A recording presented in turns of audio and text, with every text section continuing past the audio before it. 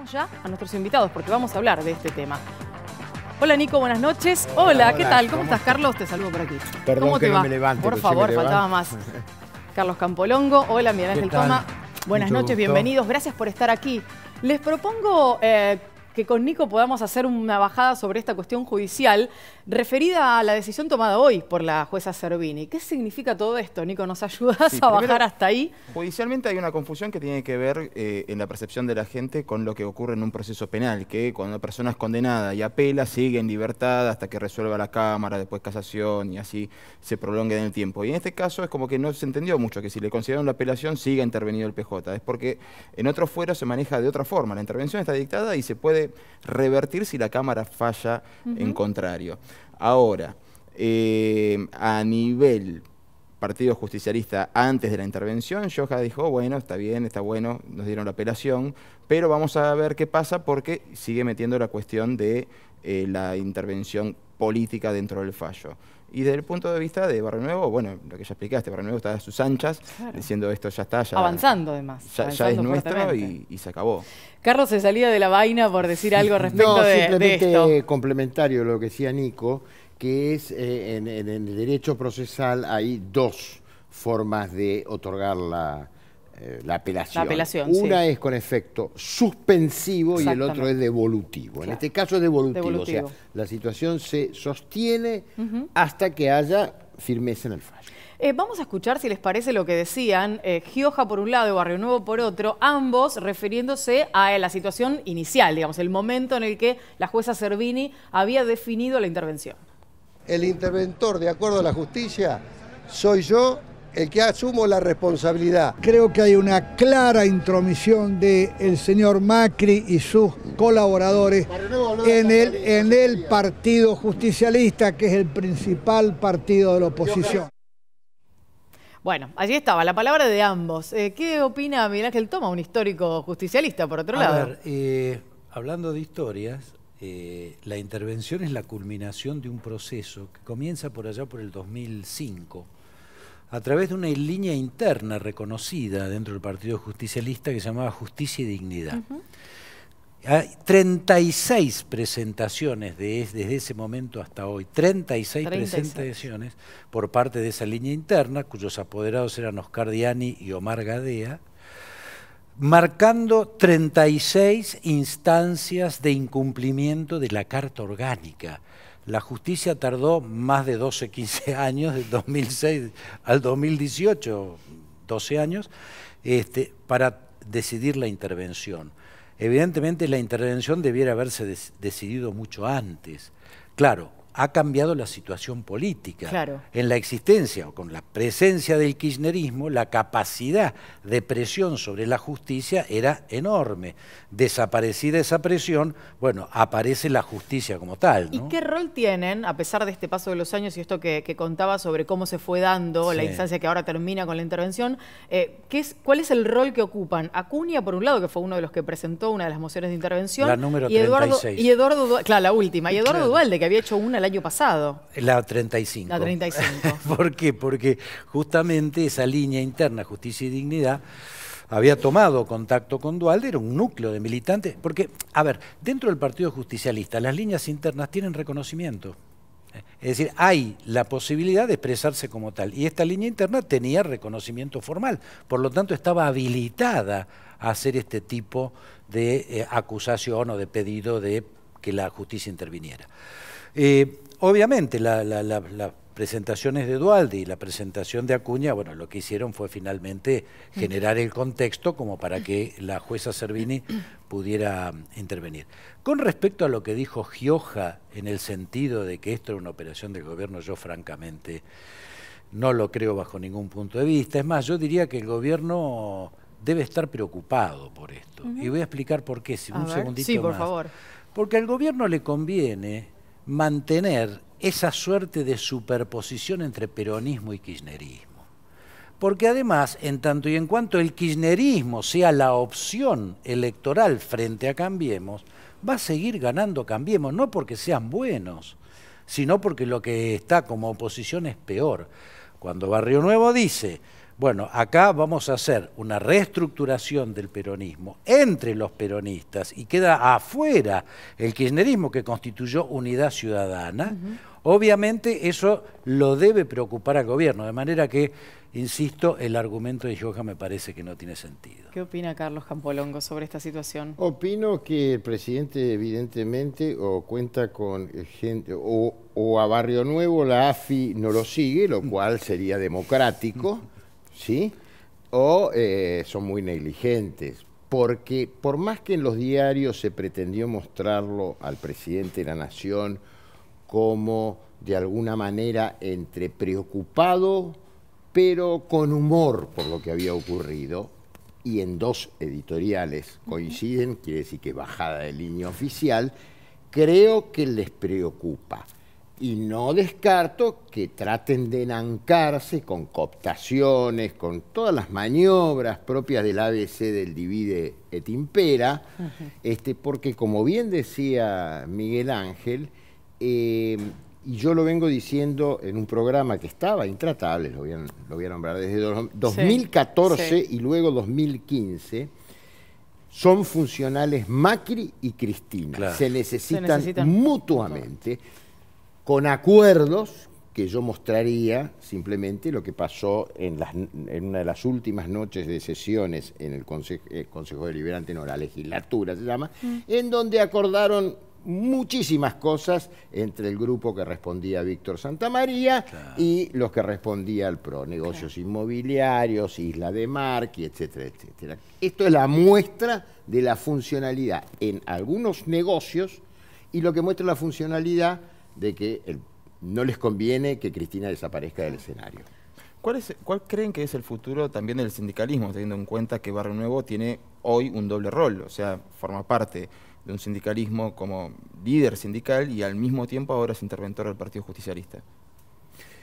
Perón solía decir, y creo que Barrio Nuevo, a quien conozco de cuando lo acompañaba a Casildo Herrera, llevaba mate a Casildo Herrera y a José, bueno, había nacido, y José Ignacio Rucci. Perón solía decir una cosa, ya sé, soy un nostálgico, no lo digas, pero me parece que era muy, muy claro, en el sentido de que la columna vertebral era el movimiento obrero organizado, pero la cabeza era más amplia que la columna vertebral. Y yo creo en ese sentido que muchos de los dirigentes gremiales se dan cuenta, obviamente, que hay luchas por los espacios, pero ninguno de los que estamos o hemos estado, yo ahora estoy en el periodismo, pero está para el santoral, ninguno, ni la jueza.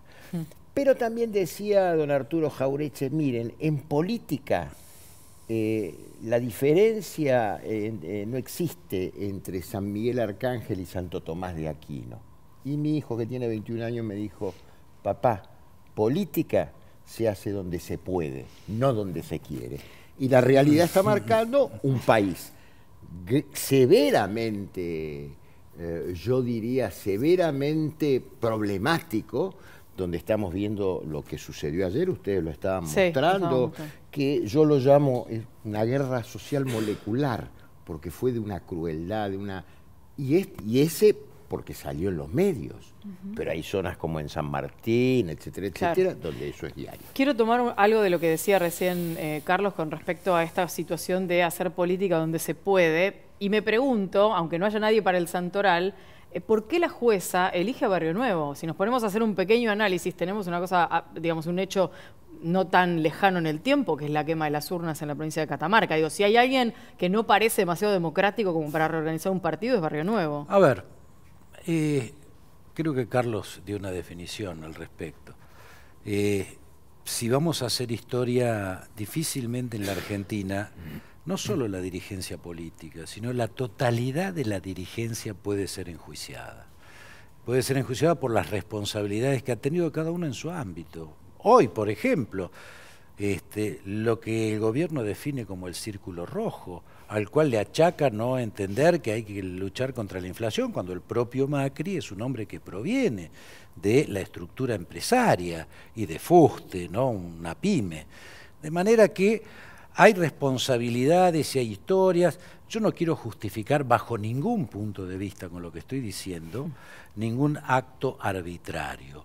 Pero lo que sí digo es que entre lo que estaba en el Partido Justicialista, Gioja, Scioli, por ejemplo, y la posibilidad de un interventor con experiencia, sobrada experiencia en política, fue hasta senador, que ya tiene una edad en la que no creo que aspire a nada personal, la verdad que creo que puede generar y dar un servicio al peronismo muy significativo. Y el servicio que tiene que dar es fundamentalmente hacer un esfuerzo por transparentar la vida interna del partido. Hoy el justicialismo tiene 3,5 millones de afiliados. Si vamos a hacer una interna, lo primero que hay que hacer es depurar los padrones, porque es la sumatoria como capas geológicas que se van acumulando y que no dan la capacidad o no permiten que una elección sea transparente porque el padrón no lo es, por un lado. Y en segundo lugar, el peronismo tiene una enorme responsabilidad, que es reconstituirse como un partido comprometido con las instituciones y con la República. Y digo que esto es fundamental. ¿Por qué? Porque si el peronismo no es capaz de ser una alternativa dentro del sistema democrático de cara al futuro, la alternativa es el antisistema. Y ya sabemos lo que es el antisistema. El antisistema es Venezuela. Cuando Adecos y Copellanos, las dos fuerzas históricamente políticas de Venezuela, fracasan en la gestión, ¿qué es lo que aparece? El antisistema, Chávez. Y hoy la principal crisis humanitaria en América Latina es Venezuela. Entonces, tenemos la enorme responsabilidad. Yo creo que en esto Barrio Nuevo lo tiene claro, del peronismo, de constituirnos en una alternativa dentro del sistema democrática, porque solo en la alternancia política la sociedad puede expresarse. ¿Puedo complementar un minuto, 10 segundos lo de Miguel? Yo agregaría, Miguel, la recuperación de lo que es el debate político, el pensamiento político, y también permitir que los que a lo mejor tienen un punto de vista distinto se sometan a votación y entonces se generen las mayorías y las minorías. Es decir, una unidad en donde entren todos. Pero sí, pero no un amontonamiento, como quieren algunos. Una unidad donde funcionemos como recuperando las cosas esenciales que tiene que tener la política. Ideas, creatividad, planificación, urgencias. Digo, ¿dónde se está pensando en nuestro país en este momento la educación para el siglo XXI? ¿Dónde se está discutiendo? Claro. ¿Por títulos de diario? En torno a eso quería hacer la siguiente pregunta. Cuando uno ve los nombres que integraron el kirchnerismo los últimos años de gobierno, antes de Unidad Ciudadana, ¿no? Se encuentra a radicales K, a personas provenientes del socialismo, muy pocos peronistas en los primeros nombres de las primeras filas de los últimos años del kirchnerismo. Cuando uno ve la intervención, ¿puede aspirar simplemente a un revanchismo, a una depuración, o además puede aspirar a una modernización del peronismo que lo lleve al siglo XXI y deje de buscar soluciones de la década del 40 para estos problemas? A ver, el peronismo desde su origen tuvo una concepción estratégica, y esto a veces no se quiere reconocer por las pasiones y es comprensible. Pero cuando Perón en la década del 40 plantea una concepción geopolítica y dentro de esa concepción geopolítica un posicionamiento de la Argentina, pensando en el futuro, obviamente estaba haciendo una concepción, digamos, que no se detenía ni en el pasado ni en el día a día, sino que se proyectaba. Yo quiero recordarles simplemente, ¿quién habla en la Argentina a nivel de dirigencia política de la ecología? El famoso discurso de Perón en el 74 sobre el tema, 1974, plantea la problemática ecológica, léanlo, plantea el cambio climático. 1974, 2018, todavía las grandes potencias no están de acuerdo en cumplir el protocolo de Kioto. Eso es anticiparse. El peronismo siempre ha tenido una visión anticipatoria. ¿Qué pasa? Cuando vos querés superponer peronismo con kirchnerismo, estoy totalmente de acuerdo que es una degradación, porque ¿qué fue en definitiva, perdón, el kirchnerismo? fue la visión autoritarista y clientelar que descalificó la identidad del peronismo. ¿Y cómo se reconstruye en ese camino cuando se tiene a una figura como la de Cristina Fernández de Kirchner, que sigue siendo la figura que más mide... Del kirchnerismo. ¿Del kirchnerismo o del peronismo? Del kirchnerismo. Bueno, ahí está. Ahí está. Vos pusiste el ejemplo, superpusiste kirchnerismo con peronismo. No son lo mismo, entonces es sin Cristina la reunificación. Por supuesto. Cristina es ¿cómo se llama? Unidad Ciudadana. Sí, algo así, Unidad Ciudadana. Unidad Ciudadana. Unidad se abrió. Ciudadana, o sea... Perdón, no. Y una cosa más. Mirá, lo dijiste recién, el listado de las figuras que presentó Unidad Ciudadana. Todo proveniente del viejo PC, algo más arcaico, más antiguo y más retrógrado que el Partido Comunista de la Argentina. Mírenlo, eso es el kirchnerismo. No tiene nada que ver con esa concepción estratégica de proyección del país, de integración sin violencia en la sociedad. Y sobre lo que decía Nico, digo, ¿quiénes son las nuevas figuras entonces? Porque si no estamos siempre dando vueltas alrededor de los mismos nombres, no se sale nunca del entuerto. El nombre que han usado es el de Cristina, nada más antiguo. No, me refiero al peronismo. Bueno, ahora, ya que hay que diferenciarlo. Pero hay una enorme, claro, y es muy importante diferenciarlo. En el peronismo hay figuras emergentes. Hay gobernadores. Gobernadores, por ejemplo. ¿Urtubey, por ejemplo? Urtubey, Uñac, Bordet, otras figuras como Massa, figuras como las de Pichetto. ¿Randazzo? Randazzo, sí, no quiero excluir a nadie. Pero sí, ese a título enunciativo. Claro, y además hay que ayudarlo. Creo que el trasvasamiento generacional, que es caro a nuestro sentimiento, que no se da por razones ajenas a nosotros, son históricas. Claro. La dictadura militar fue una cesura en ese sentido. No quiero entrar en ese debate. Entonces lo que me parece que hay que integrar, usando la palabra que decía Miguel, es una zona común de experiencias. Esto no es mío. Se lo robé a Ortega y Gasset, que no son dos como creía algún presidente, son juntos. Y una vedette, pero bueno, no viene al caso. También, varios se equivocaron. Que es crear una zona común de experiencias. Claro. Entonces no se trata de tirar un viejo por la ventana, esta cosa que tienen mucho los trolls, el argumento de los trolls de Marquitos Peña y compañía, que es andate a tu casa a cuidar a tu nieto, la cosa del viejo, ¿no? Esa cosa los pueblos sabios constituían sus consejos de ancianos. Los druidas. Exacto, que eran los transmisores hacia las nuevas generaciones. Así se constituye integridad. Con los peronistas que actualmente engrosan las filas de Cambiemos, ¿qué se puede esperar de cara a la reorganización del PJ? Mira, ahí hay un problema muy grave, que la emigración de muchos peronistas jóvenes a Cambiemos fue la consecuencia del kirchnerismo. Cuando vos no generás la posibilidad de participación y de integración, si no es vía la subordinación que planteaba el kirchnerismo, vos generás expulsión. Entonces vos tenés cuadros del peronismo de altísimo nivel, voy a dar los nombres, Ritondo, Santilli, y tantos más, que frente a la imposibilidad dentro del peronismo de crecer, emigraron a otras opciones. Este es el gran drama. Si vos hubieras tenido un peronismo capaz de contener y de sumar, no a los jóvenes que eran de una militancia rentada como la Cámpora, sino jóvenes que tenían toda una trayectoria y una historia y una formación, y no les dabas espacio porque el espacio lo tenía la militancia rentada, es lógico que busquen su realización en otros espacios.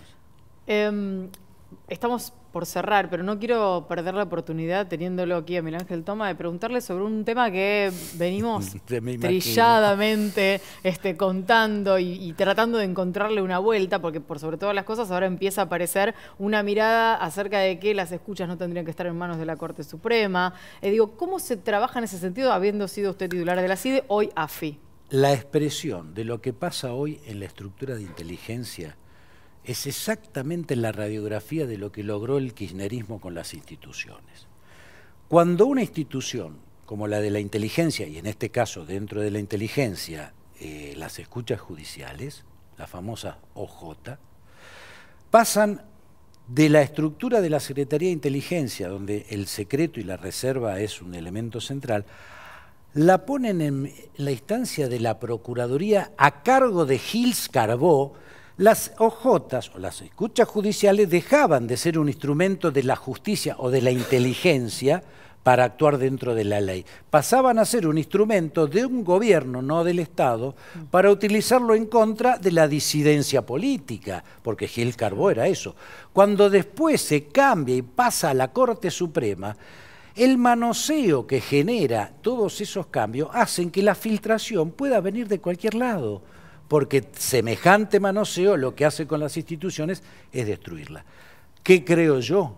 Sinceramente que hoy la inteligencia, digamos, más allá de la voluntad del actual gobierno, es una cáscara vacía porque el kirchnerismo la destruyó. Y los mejores cuadros de la inteligencia fueron borrados de un plumazo cuando Parrilli, en el 2015, asume la dirección de la AFI. Con un dato adicional, cambian la ley de inteligencia. La ley anterior, la 25.520, de la que yo soy coautor, yo era oposición en aquel momento en la Cámara de Diputados, y la hicimos en conjunto con Carlos Becerra, que era el jefe de la CIDE, del radicalismo. Nos pusimos de acuerdo y dijimos, esto tiene que ser una política de Estado. Trabajamos 8 meses con la totalidad de las fuerzas políticas, y esa ley fue aprobada prácticamente por unanimidad. ¿Qué hizo el kirchnerismo? Agarró, echó a todo eso, la purga, después de haber transferido la inteligencia civil a la inteligencia militar, Milani y compañía, claro. Es decir, como en las peores épocas de la dictadura militar. ¿Qué hizo? Cambió la ley además, la actual ley, y la sacó entre gallos y medias noches, sin ningún tipo de consenso y a mano alzada, con la pistola en la cabeza, a todos los legisladores. Entonces, ¿cómo no queremos que haya filtraciones de las escuchas a partir de esto, de este tránsito que yo les acabo de mencionar? Trajiste un libro que tenés ahí. Sí, en tu traje mano, un libro cuya autora es Malena Dipp, que es la novia de un compañero de ustedes acá, ¿sí? Sobre redes y políticas. Te vi como muy interesado con porque me lo mandó hoy y ella digamos, me hizo, digo, lo muestro acá. Ahí está. Ella me hizo una larguísima entrevista para ver qué mutaciones habían introducido en la vida social, económica, comunicacional, las redes sociales. Y yo no soy ni un tecnofóbico ni un tecnofílico, pero me parece que en las últimas semanas, con lo que ha ocurrido con Facebook, está para ponerse a pensar la cosa, ¿no es cierto? Y con la posverdad y con la fake news. Es decir, los periodistas debemos hacer una introspección muy profunda. Y las empresas periodísticas también, por supuesto. Gracias a ambos por haber venido. Un placer haberlos tenido aquí. Gracias.